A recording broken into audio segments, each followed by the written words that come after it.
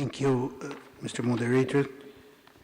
His Excellency Paul Gallagher, President Joachim von Braun, my dear friend Laurent Sadat. I would like to first introduce to you this publication that we just launched yesterday with IFAD, WFP, UNICEF, and WHO. We presented the update on the numbers of hunger and malnutrition in the world. And this number is particularly dedicated to the impact of the climate change on nutrition issues. And we are providing some new evidence on the devastating impact it is provoking. Let me start saying that every time that we launch this SOFI, as we call it, by the way, it's available on the website in the 6 official United Nations language, but those that prefer the hard copy, I can provide it. If you let me know, we can bring some tomorrow for you. I was saying that every time that we launch the SOFI, the main figures that call attention of the public worldwide is the unnourished people. Unfortunately, this year again, the number is up now to 821 million people that are suffering from hunger in the world. And again, the main reasons for that are the conflicts, and also this time we could estimate the impact of climate change that comes as second main cause of increased number of hungry people in the world. But the focus on hunger sometimes hides other forms of malnutrition. And I will concentrate today my speech on these areas, and particularly on obesity. As you may know, WHO estimates that today we have 2.6 billion people overweight in the world. This means 30% of the population, or 1 out of 3 people are overweight in 2017. If we took only obesity, the prevalence in the global population is rising very rapidly. We had 11% in 2012. Now it's up to 13%. And the numbers are 672 million people obese in 2017 in the world. You may notice that if this continues to grow at that rate, we will have soon more obese people than hungry people in the world.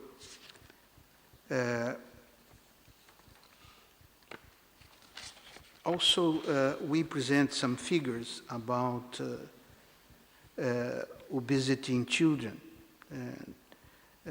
But the most surprise fact that we present in the SOFI is that the problem of obesity is still most significant in North America and the small island states, the seas, particularly the Caribbean and the South Pacific Islands, was a surprise to know that obesity rates are climbing faster in Africa than all other regions in the world. In fact, 8 out of the 20 countries in the world with the fastest rising rates of adult obesity are now in Africa. So we consider that in some sense, hunger is a phenomenon that is limited today to certain regions of the world, particularly those most affected by conflicts and climate change. And when there is an overlapping of the two factors, this is devastating. When conflicts comes withdrawal, for example, like Africa, this is really something devastating. But we don't have idea of the, let's say, where is obesity? It appears to be everywhere. It appears to be in developed countries, developing countries, rich people, poor people. Sometimes the same region, sometimes even the same family. Estimates that we made indicated that obesity now contributes to 5% of all deaths in the world, is the number that WHO uses. And the economic impact of obesity is about $2 trillion per year.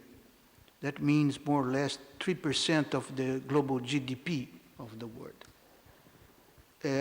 It's the third factor. The first one is armed conflicts that impacts the world in 2.1 billion, and also smoking, 2.1 billion. The third is obesity. So more or less at the same level, $2 billion.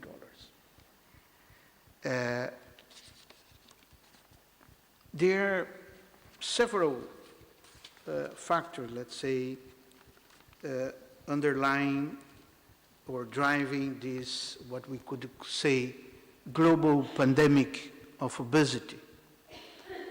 The first one, no doubt, is a healthy diet. The globalized food system that we have today is not delivering healthy diets that people need to have a healthy life. This is the main reason, the main cause. Global food systems have increased the availability and accessibility of food, of a kind of food that's very energy dense, high in fats, sugar, and salt, along with intensive marketing and advertising. Fast food is perhaps the best example of that. This kind of food is cheaper and easier to access and prepare than fresh food, particularly in urban areas. When research for food became scarce, people choose less expensive foods that are often high in caloric density and low in nutrients. In fact, the higher cost of fresh food, especially fruits and vegetables, are contributing to overweight and obesity everywhere. Unfortunately, commodities and industrialized cheap food is also much easier for international trade. And this international trade is responsible to, let's say, share obesity around the world, particularly to the small island states that import most part of their food. Let me give an example of the Pacific Islands. Obesity rates range from 30%, the population in Fiji, that's the minimum, to an incredible 80% among women in America's Samoa. We had our regional conference this year in Fiji in July, and one of the ministers that I was attending told me as a joke that they don't know if the problem is the sea level that is rising or the weight of the population that is sinking the island. In at least 10 Pacific Island countries, more than 50% and some up to 90% of the population is overweight. The consumption of imported food, high in salt and sugar, is the major drive behind this situation in the small island countries.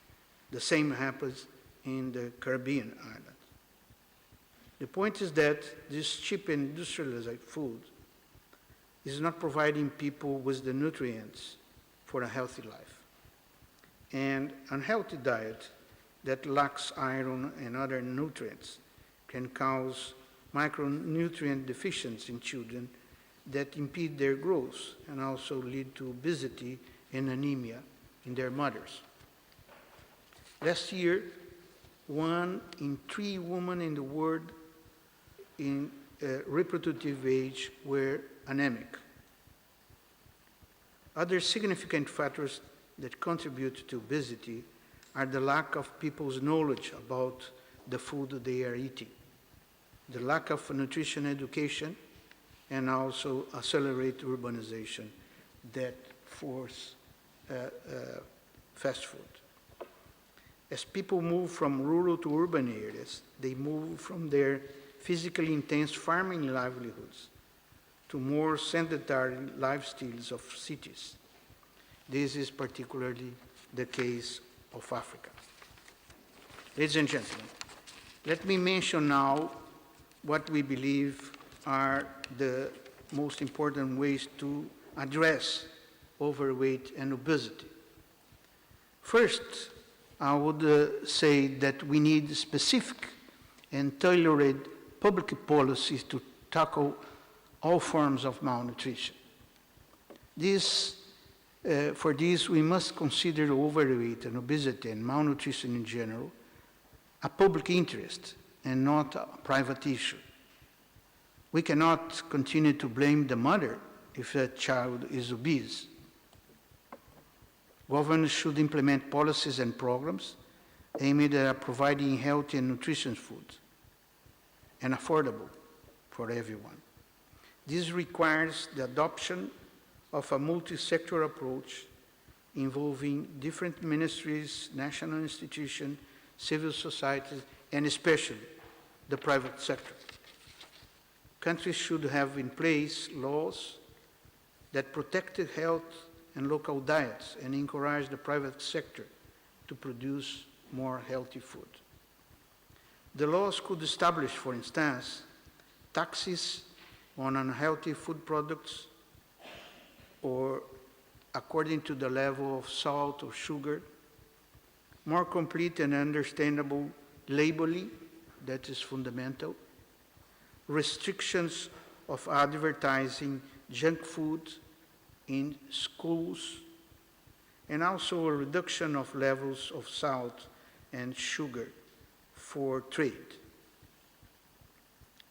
A second point is that governments should encourage more food diversification and facilitate the access of local products to people in urban areas. For example, we have been implementing school feeding programs that link in local production from family farms to school meals programs that are very successful in all Latin American countries nowadays. A third proposal is that we need to highlight the role of trade on disseminating this issue of obesity around the world. Trade agreements must be designed to influence food system in a positive way and not only look for the cheapest food that can be exported.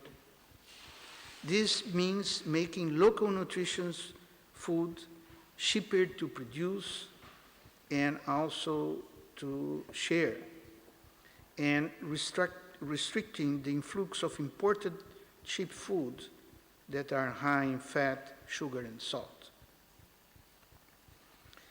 The fourth area that we believe very important to address is education. We don't know what we are eating. Different from our grandmothers that knew very well what they were cooking, We just put in the microwave things that are available, and we don't even read the instructions. School's curriculum should include food and nutrition education that teach children about cooking, making healthy food choice, etc. This is one of the reasons that the New York is having successful in fighting obesity among children. In Japan, for instance, also the school meal program called Shokyuku is, I don't know if I'm spelling right it, must say, is linked to food education. Children are taught the value of food, respect for food, and where the food comes from. The fifth and last point that I want to address is consumer behavior. We need to address the consumers as an important part of the fight against all forms of malnutrition. Promoting healthy diet is not only about material things, but also about some immaterial aspects of food, such as the consumer behavior, the culture, and the environment they live. But people must be aware about the pros and cons, what they are eating, and also be encouraged to eat more fresh food. Many times consumers do not even know what they are consuming because labels are not providing understandable information. Ladies and gentlemen, before concluding, let me say that the FAO has been strengthening the focus on nutrition since our International Conference on Nutrition 2014, as already mentioned, but also now as we are with WHO responsible for leading the implementation of the Decade of Action on Nutrition 2016-2025. Under the decade, we have supported several countries to create action networks and also to prepare national programs for promoting healthy diets. FAO is also collaborating with the interparliamentary unions in different regions. In fact, we will have our first international meeting at the end of October 28 and 29 in Madrid. You will be very welcome. Another important line of action is the collaboration with mayors of 150 cities now around the world within the Milan Urban Food Policy Pact to create healthy food environments in urban cities. Last meeting was in Valencia, and the mayor in Valencia decided to implement a center for healthy food in the city. And FAO is now working with UNESCO to reinforce food and nutrition education in many parts of the world. Next year, I would call your attention for two important conferences. The first one, probably middle February, is a joint initiative of FAO and WHO International Food Safety Conference that will be held in Addis Ababa, Ethiopia. Dr. Tedros is taking the lead of this preparation with the support of our FAO regional office. The other one is a conference co-organized by FAO and WHO also, and WTO, the World Trade Organization. The event will address exactly what I mentioned, the importance of trade on malnutrition. This will be a good opportunity to consider the impacts of cheap food and important food on the health of people. I would like to, again, thank you very much for the invitation, particularly thank Washington von Braun for facilitating me the timing for today morning, because it was not possible to stay more time tomorrow. Thank you, Gene. Thank you all.